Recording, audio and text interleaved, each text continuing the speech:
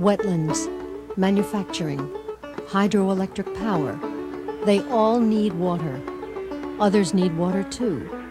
Drinking, agriculture, waste disposal, recreation.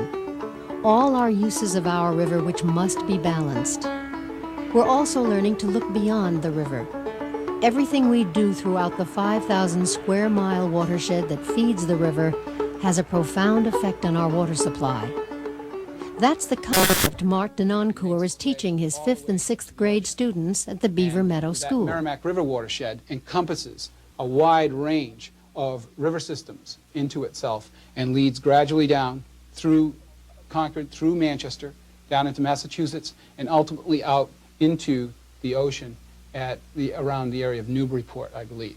So does anyone have any questions about that interconnectedness? Because that's a critical idea. It's not just one watershed. It's a series of watersheds that lead together and ultimately lead into the ocean. Yes? You could say it's all just one big watershed? Certainly, if you look at it from that point of view, all of these river systems lead into the Merrimack and forms one large Merrimack River Basin watershed. Absolutely. We really shouldn't do this because it's going to harden. I've only done it for 3 minutes. What I'm trying to do is to get them to see a three-dimensional model of what a watershed is. But more than anything, I wanted them to begin to see that through a model, you can develop an idea, particularly on a three-dimensional level, so what's really happening in real life. You can say it, but if you don't do it, it doesn't stick. A watershed is sort of a funnel system, and it's made up of mountains and smaller, large hills around a body of water. When it rains or snows or any form of precipitation, it rolls down on hills, or if you live in a city by a river, it will come down the streets, and it ends up in the body of water nearest to it. And then every mountain has two sides, a divide. One side would be one watershed, and the other side would be part of another one. And this is the row of mountains around it, which would be the boundary of its watershed, right around here. Then if people dump garbage, it will percolate through the ground and end up in the water, which will also go into another water source.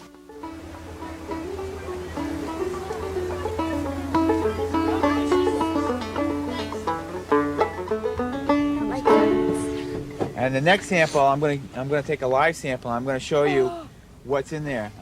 And I wanted to see the kids interact with professional scientists who are involved in environmentalism every day as part of their jobs.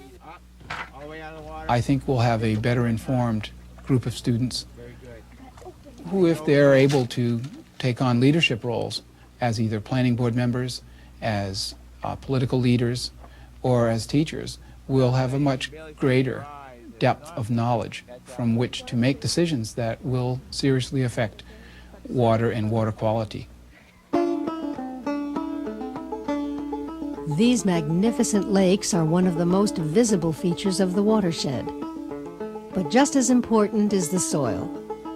Water is constantly passing through the soil, eventually reaching the river. The soil can either clean the water or pollute it. In the early part of this century, we discovered that chemical fertilizers and pesticides could increase crop yields. More recently, we've learned that these same chemicals can also contaminate our groundwater and the river itself, unless we're careful. Fortunately, we are also learning to grow crops with fewer chemicals.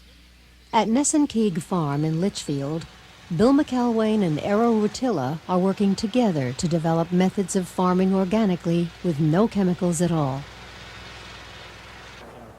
We pump water out of the brook in 4 places: for washing vegetables, for irrigating the land, and we could pump out of the river if we had to. The river is really 100 times cleaner than it was when I was farming down there in 1955, in the 50s. It smelled.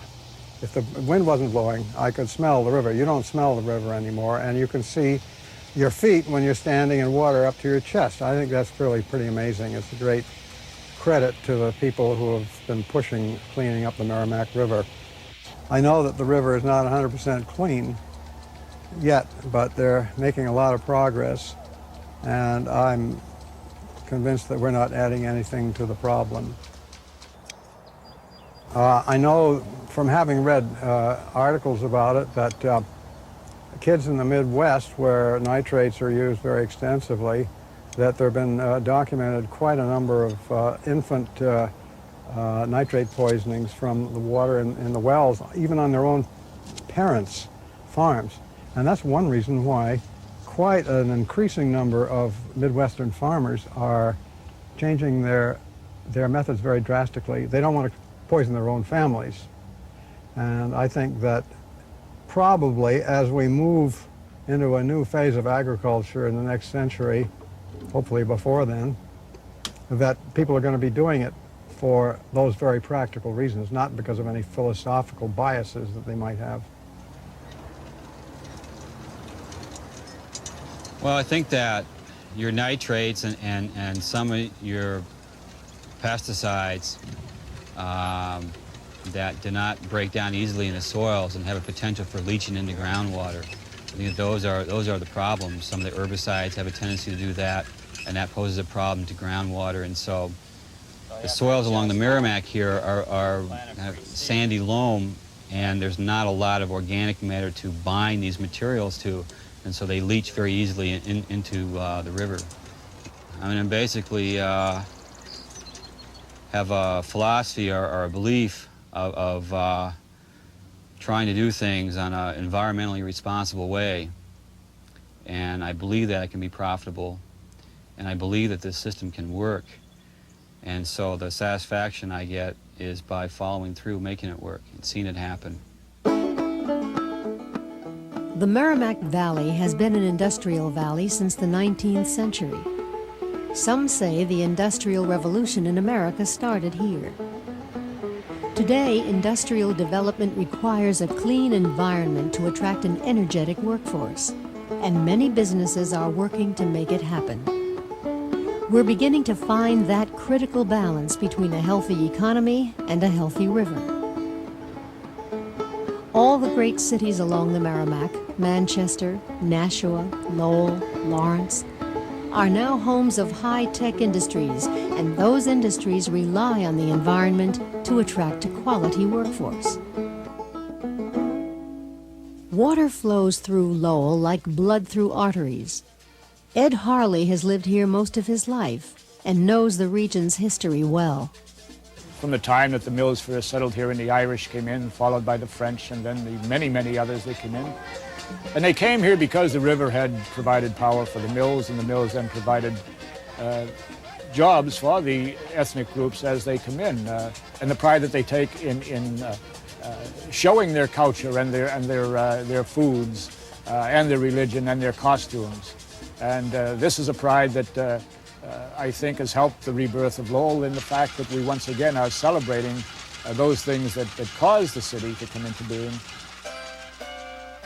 The mills that lined the river were known as the Mile of Mills, and the Merrimack provided power for them all at one time. But the river had other historical uses too.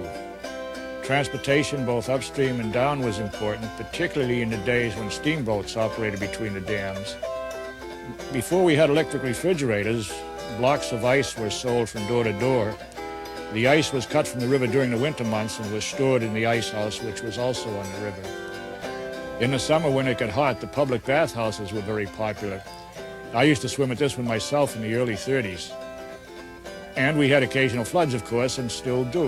In 1936, we had the largest flood in over 100 years. It was something that, unless you'd seen it, it would be hard to visualize.